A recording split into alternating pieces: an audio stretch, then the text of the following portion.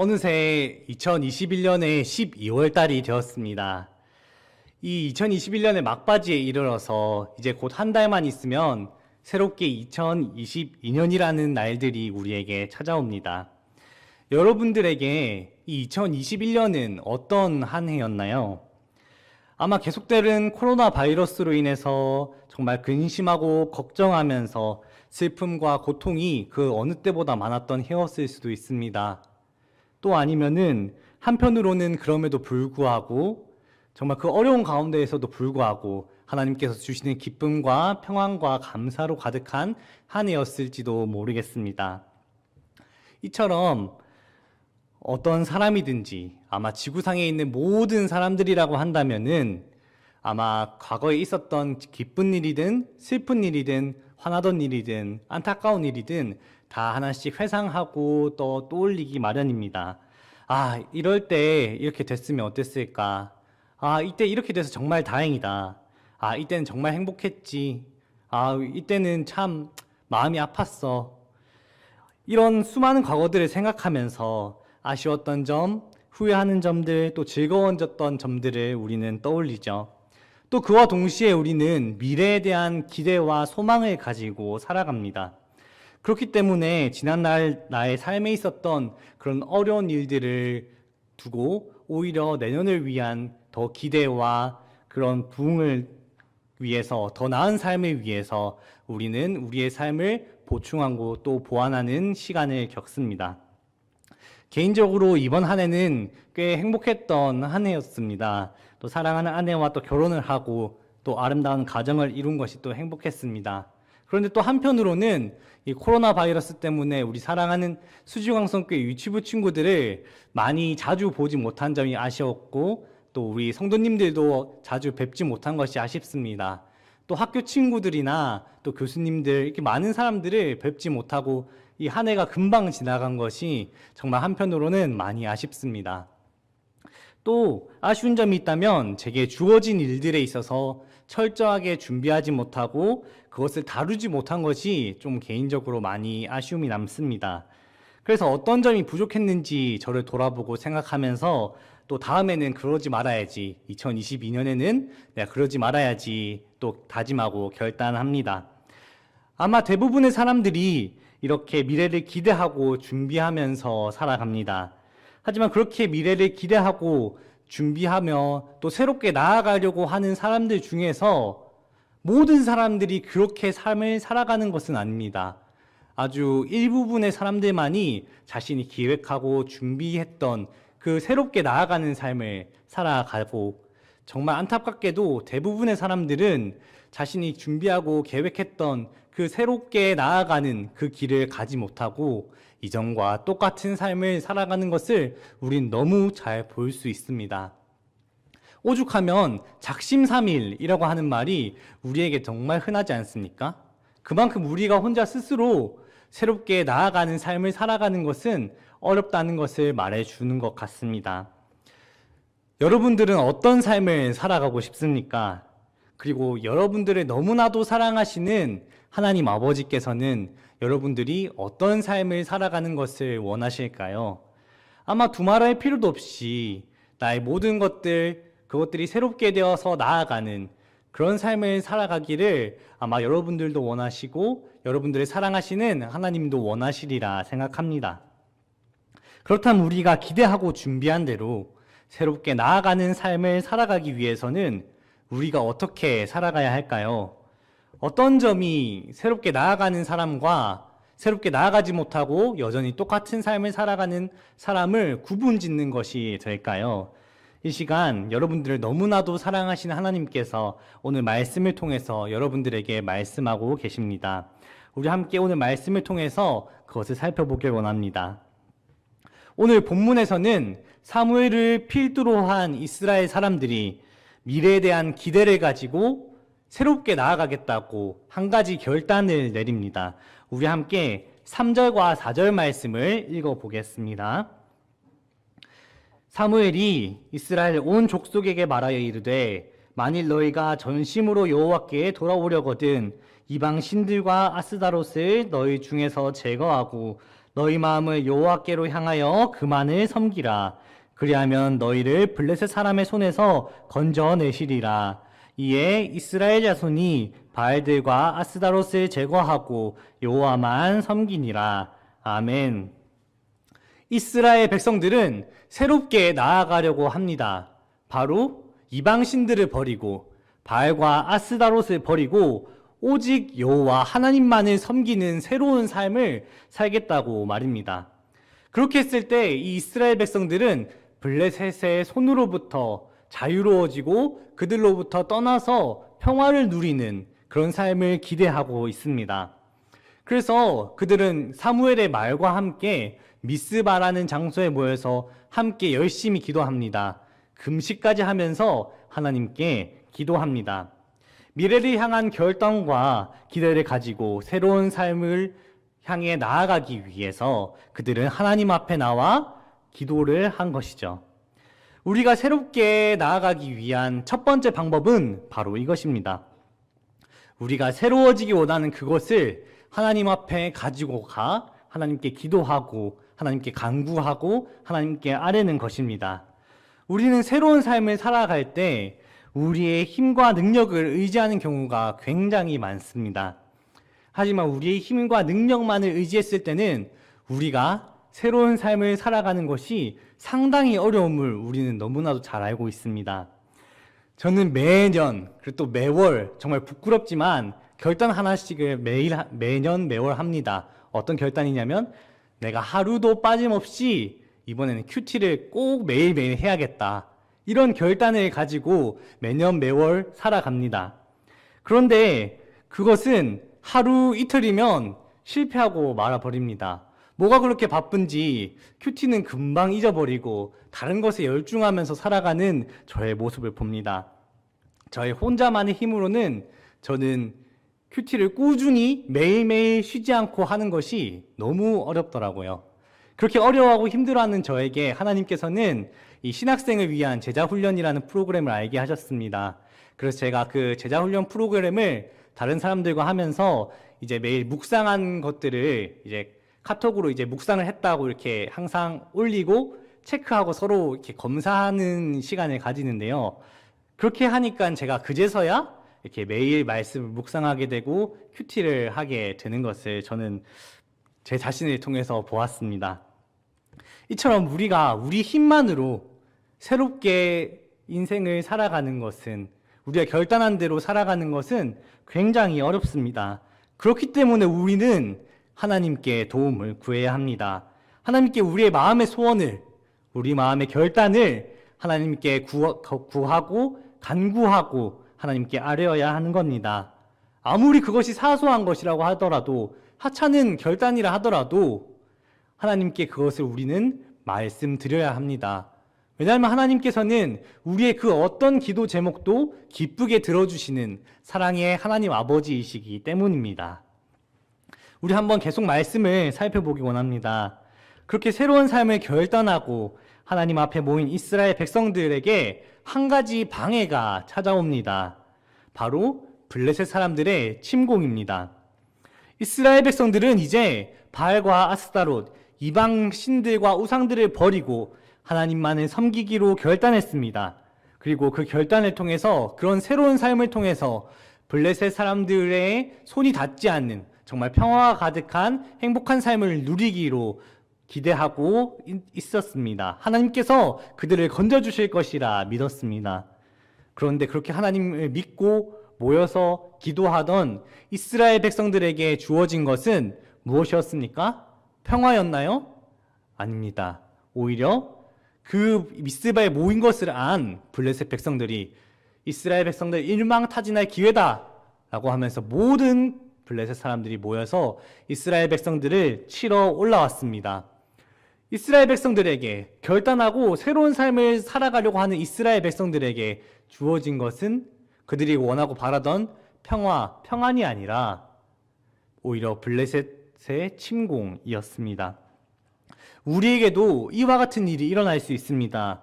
우리가 새로운 삶을 살아가겠다고, 새로운 삶으로 나아가겠다고 결단하는 그 순간 우리의 그 결단을 가로막는 방해물, 장애물이 우리 앞을 가로막게 됩니다. 그럴 때 우리는 어떻게 해야 될까요?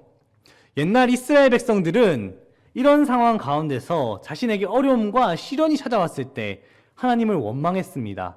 우리가 너무 잘 아는 것처럼 출애굽 당시에 이스라엘 백성들이 출애굽할 때 홍해가 가로막고 있으니 이스라엘 백성들은 왜 우리를 나와서 죽게 하냐고, 그냥 이집트에서 살다가 배불리 먹고 죽게 하면 될 텐데 왜 우리를 여기까지 이끌었냐고 이스라엘 백성들은 하나님을 원망하고 모세를 원망합니다. 하나님의 은혜로 홍해를 건너서 또 가나안으로 가는 그 광야길에서 물이 없고 먹을 것이 없는 그 상황 가운데 이스라엘 백성들은 또 원망합니다. 하나님, 이럴 거면 우리를 그냥 이집트에 놔두시지 왜 우리를 광야까지 끌고 오셔서 우리를 굶어 죽게 하시고 목말라 죽게 하십니까? 하나님을 원망합니다. 하지만 오늘 본문의 이스라엘 백성들은 그 예전의 모습과는 전혀 다른 모습을 보여주고 있습니다. 하나님을 잘 믿고 하나님을 섬기겠다고 결단했는데 왜 우리에게 이런 블레셋의 침공이라는 시련을 주시는 겁니까? 하나님, 우리 좀 잘 살게 도와주시지 못할 망정 왜 우리를 괴롭히십니까? 하나님. 하나님께 이렇게 원망하는 것이 아니라 그들은 하나님께 기도해달라고 사무엘에게 부탁합니다. 사무엘에게 쉬지 말고 부르짖어서 우리를 하나님의 손에서 구원해달라고 사무엘에게 부탁합니다. 그리고 그들은 나가서 싸우기보다는 사무엘이 하나님께 기도드리며 예배하는 것을 함께 지켜봅니다. 그들은 이 하나님을 의지하고 하나님께 자신의 어려움을 의탁함으로써 그들 앞을 막고 있는 이 방해물과 장애물을 뚫고 나가려고 하는 것이었습니다. 그리고 그들의 기도와 예배, 결단을 하나님께서는 들으셨습니다. 하나님께서는 블레셋 군대들에게 큰 천둥 소리를 내셔서 그들을 혼란스럽게 하셔서 그 틈을 타 이스라엘 백성들이 블레셋을 공격하도록 하셨습니다. 이스라엘 백성들은 그 전투에서 크게 승리하게 되었습니다. 이처럼 새로운 삶으로 나아가려고 할 때 우리를 막아서는 방해물, 장애물이 있습니다. 우리의 힘만으로는 그것들을 능히 이겨낼 수 없습니다. 출애굽하는 이스라엘 백성들을 가로막는 홍해를 가르친 그 하나님, 새로운 결단으로 하나님을 섬기겠다고 결단하는 이스라엘 백성들을 막아서는 그 블레셋을 혼란스럽게 하신 하나님, 그 하나님을 믿고 의지하며 하나님께 도움을 구할 때 이스라엘 백성들은 그 방해물을 뚫고 갈 수 있었습니다. 그럴 때 새롭게 나아가려는 우리를 막아서는 장애물을 주님께서 뚫어주십니다. 때로는 그 장애물 위를 걷게 하시기도 하고요. 때로는 저 하늘 위를 날아 장애물을 건너뛰게 하시기도 하십니다. 우리가 알지 못하는 방법으로, 정말 놀라운 방법으로 하나님께서는 우리가 그 장애물을 돌파하고 새로운 길로 나아갈 수 있도록 우리를 인도하시는 분이 우리의 주 사랑의 하나님이십니다. 이렇게 하나님을 의지하고 하나님의 도우심으로 블레셋을 이긴 이스라엘 백성들은 이렇게 고백합니다. 우리 함께 12절을 살펴보기 원합니다. 우리 함께 12절을 한 목소리로 읽겠습니다. 사무엘이 돌을 취하여 미스바와 센 사이에 세워 이르되 여호와께서 여기까지 우리를 도우셨다 하고 그 이름을 에베네셀이라 하니라. 아멘. 사무엘과 이스라엘 백성들은 미스바와 센 사이에 돌 하나를 세워서 에베네셀이라 말합니다. 에베네셀은 하나님께서 여기까지 우리를 도우셨다 하는 말이죠. 그 이후로 블레셋은 굴복하여서 다시는 이스라엘 지역으로 들어오지 못하고 블레셋이 이스라엘에게서 빼앗겼던 모든 성읍들이 회복되고 돌아오는 그런 역사를 경험하게 됩니다. 그리고 한동안 이스라엘 백성들에게는 우상 숭배는 전혀 찾아볼 수도 없었고 그들이 기대하고 결단한 대로 정말 평화롭고 하나님만 섬기는 이스라엘 백성들이 될 수 있었습니다. 그렇습니다. 우리가 새롭게 나아가기 위해서 우리는 오늘 본문의 이스라엘 백성들을 통해서 세 가지를 우리는 보았습니다. 첫째는 내가 기대하고 결단한 것을 하나님께 구하고 간구하고 아뢰는 것이었습니다. 두 번째는 우리 앞을 막아서는 그 방해물을 하나님을 의지함으로써 하나님의 능력으로 그것을 뚫고 나아가는 것이었습니다. 또 마지막으로는 우리를 도우시고 구하시고 우리와 함께 하신 그 하나님께 감사하며 지금까지 하나님이 나를 도우셨습니다 고백하는 것이었습니다. 그런데 여러분, 이 세 가지에는 한 가지 전제가 필요합니다. 그 전제는 무엇이냐면 바로 에베네셀입니다. 아니, 에베네셀은 이 모든 사건 뒤에 있는 거잖아요. 이게 근데 어떻게 전제가 될 수 있죠? 라고 생각하실 수도 있을 것 같습니다. 에베네셀은 우리가 방금 말씀을 살펴본 것처럼 이스라엘 백성들이 결단하고 블레셋과 싸워 이겼을 때 하나님께서 여기까지 도우셨습니다 하는 그것도 에베네셀이지만 이 이스라엘 백성에게 절대 잊을 수 없는 장소이기도 한 곳이 바로 에베네셀입니다. 바로 앞에 사무엘상 4장을 살펴보시면은 이 이스라엘 백성들이 언약궤를 블레셋에게 빼앗기는 장면이 나옵니다. 그런데 이 이스라엘 백성들이 하나님의 언약궤를 빼앗기는 곳이 바로 에베네셀입니다. 하나님의 언약궤를 빼앗긴 곳, 하나님의 언약궤가 와서 이제 승리할 수 있다고 기뻐하던 이스라엘 백성들이 패배했던 곳, 하나님의 영광의 언약궤를 이스라엘 영광이 빼앗겼던 그곳이 바로 에베네셀이었습니다. 아마 이스라엘 백성들은 이 사무엘상 4장의 이 에베네셀 사건을 통해서 하나님은 없다고 생각했거나 또 아니면 하나님이 저 블레셋의 신들보다 약하신 분이다 라고 생각했을지도 모르겠습니다. 그런데 하나님의 언약궤는 어떻게 되었나요? 이스라엘의 힘으로 다시 이스라엘이 그 하나님의 언약궤를 되찾았나요? 아니죠. 하나님께서 하나님만의 능력으로 이 언약궤를 이스라엘로 돌려보내셨습니다. 이스라엘 백성들은 한 게 아무것도 없지만 이스라엘 백성들이 이길 수 없었던 저 블레셋 틈 속에서 하나님은 그 언약궤를 이스라엘 백성들에게 보내셨습니다. 이스라엘 백성들은 그때 깨달았습니다. 아, 우리보다 하나님께서 더 크고 위대하시는구나.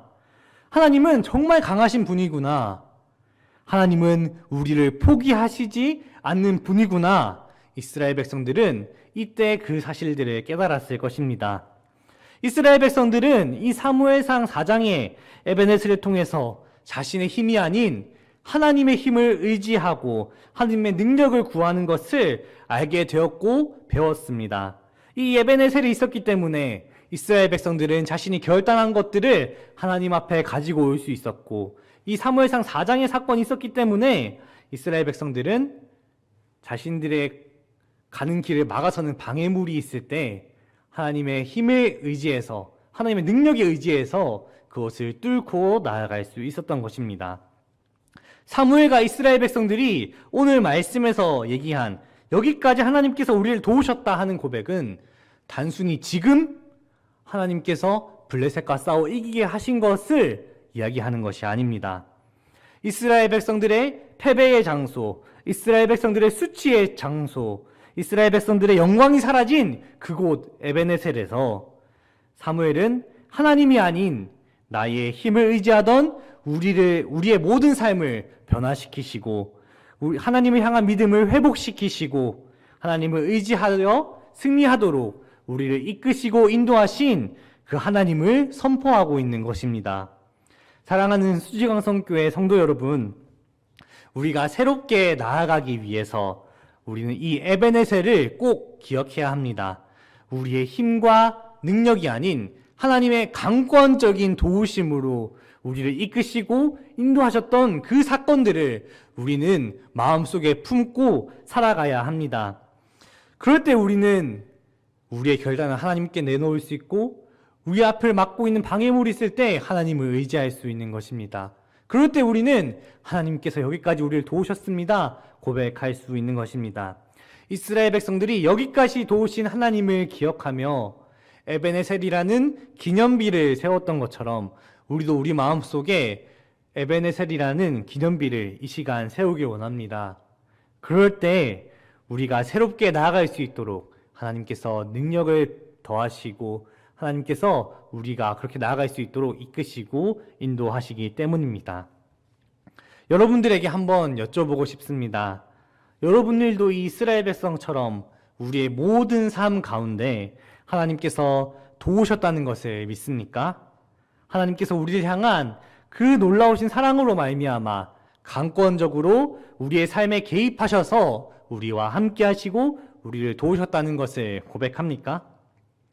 하나님께서 우리의 삶 가운데 개입하셔서 강권적으로 도우시고 역사하셨던 그 놀라운 사건의 정점은 하나님께서 시간과 공간을 뚫고 이 땅 가운데 성육신하셔서 십자가에서 죽으시고 부활하셨다는 그 사실을 믿는 그 순간, 죄인 되었던 내가 하나님의 자녀가 되는 그 순간이 하나님의 강권적인 도우심이 있었던 그 에베네셀 사건의 절정이라고 할 수 있습니다.